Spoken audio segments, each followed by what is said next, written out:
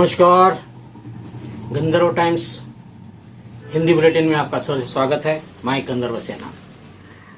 अच्छा, बिहार में ऐसा हुआ क्या? जी हाँ, बिहार चुनाव समाप्त हो चुके हैं। 2020 मैच की तरह बहुत रोमांचन भरित चुनाव नतीजों ने देशवासियों को अपनी ओर बांधे रखा है।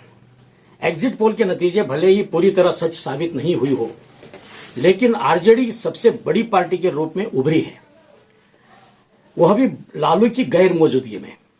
तेजस्वी यादव के रूप में बिहार में एक नए नेता का जन्म हुआ है। मगर आज देश भर में चर्चा इस बात को लेकर नहीं है कि आम लोगों की चर्चा यह हो रही है कि बिहार की नीतीश सरकार और केंद्र की मोदी सरकार ने आखिर ऐसा क्या कर दिया कि आखिरी में दांव पलट गया और एनडीए को बहुमत का आंकड़ा मिल गया।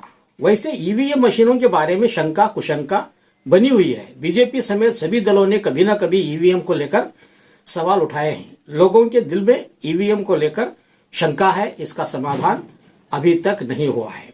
लेकिन बिहार में अब की बार ईवीएम मशीनों के बारे में नहीं बल्कि पोस्टल बैलेट की गिनती को लेकर चर्चा चल रही है। पोस्टल बैलेट यानी वह सरकारी कर्मचारी जो अपनी नौकरी के चलते अपने गांव को वोट डालने जा नहीं सकते, या चुनाव प्रक्रिया का हिस्सा हैं, या पुलिस जैसी सेवा में रहते हैं और अपनी पूरी ड्यूटी करने के कारण वोट डालने नहीं जा सकते।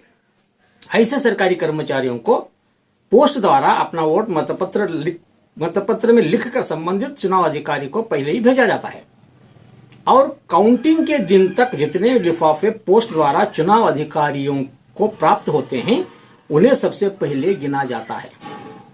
मालूम हुआ है कि अब की बार बिहार में पोस्टल मतपत्रों की संख्या अपेक्षाकृत कुछ अधिक ही थी।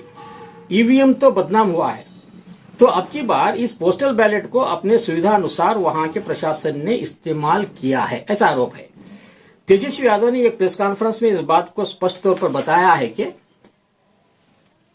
उनके मुताबिक आमतौर पर पोस्टल मतपत्रों की गिनती मतगणना के दिन सुबह सबसे पहले गिना जाता है, लेकिन बिहार में इस बार कुछ सोच समझकर पोस्टल मतपत्रों की गिनती सबसे आखिर में किया गया।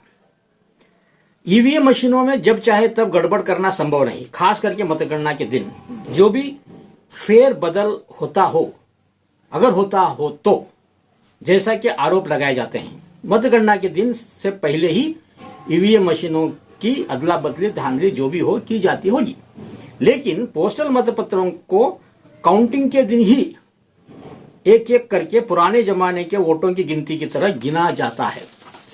गड़बड़ करने की संभावना यहां तलाशी गई और सभी ईवीएम की गिनती के बाद अंत में पोस्टल मतपत्रों को गिना गया, जो सीधे सीधे संबंधित चुनाव अधिकारियों के हाथ में होता है। तेजस्वी यादव के मुताबिक लगभग 25 ऐसे विधानसभा क्षेत्रों में पोस्टल मतपत्रों के आंकड़ों में गड़बड़ी की गई और अनैतिक तरीके से एनडीए को जितवाया गया। तेजस्वी यादव ने स्पष्ट किया कि उन 20-25 क्षेत्रों को टारगेट किया गया जहां बहुत कम वोटों के अंतर से महागठबंधन के उम्मीदवारों ने जीत हासिल की थी। कहीं 25 तो कहीं 50, कहीं 100 तो कहीं 500 मतों के अंतर से ही महागठबंधन के उम्मीदवार जीते थे। मगर जानबूझकर पोस्टल मतपत्रों के आंकड़ों को तोड़ मरोड़ कर जीते वालों को हारा हुआ घोषित किया गया। यह तो नई तरकीब ढूंढ ली गई है। शायद इसीलिए कहते हैं कि जहां राह है, जहां चाह है वहां राह है। जैसा भी हो, एनडीए को बिहार में सत्ता प्राप्त हुई है। अब तेजस्वी यादव मांग कर रहे हैं कि कम से कम पोस्टल मतपत्रों की दोबारा गिनती हो, रिकाउंटिंग। अगर चुनाव आयोग उनकी बात मानता है तो फिर एक बार बड़ा उलटफेर देखने को मिल सकता है। वैसे इस बात की उम्मीद बहुत कम है। हाँ, एक सुगबुगाहट इस सुनने में आ रही है कि नीतीश कुमार अंदर ही अंदर बहुत नाराज हैं। बीजेपी ने उनके साथ चुनाव में जैसा व्यवहार किया, चिराग पासवान के मार्फत जेडीयू की ताकत को घटाने का काम किया, उससे नीतीश काफी नाराज हैं। उनके कुछ नए विधायकों में भी निराशा है और उसी नाराजगी का फायदा तेजस्वी यादव कहीं उठा न ले, इसलिए बीजेपी द्वारा बार बार यह कहा जा रहा है कि नीतीश ही मुख्यमंत्री बनेंगे। मगर नीतीश तो नीतीश है, पलटू राम का ठप्पा तो ऑलरेडी लग चुका है। अगर एक बार फिर पलटी मारी दी, बीजेपी का खेल बिगाड़ सकते हैं। इस तरह बिहार चुनाव के नतीजों के बाद भी ऐसा लग रहा है कि मैच अभी खत्म नहीं हुआ है। देखना यह कि आने वाले दिनों में ऊंट किस करवट बैठता है।